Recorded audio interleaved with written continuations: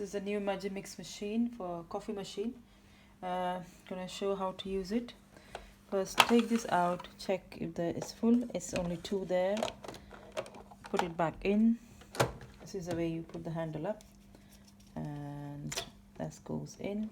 Then you press that down, and you press this. This is your coffee now.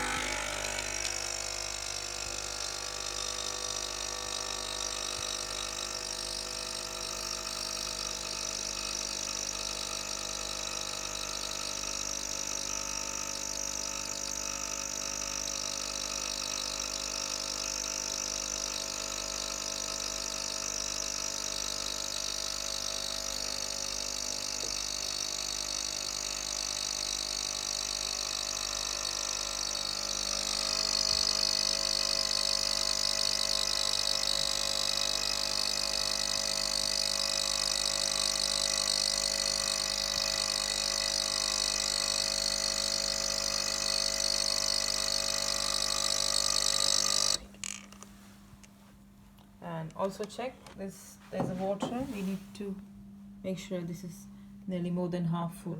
It uses enough water. That's it, all done. My coffee is ready now.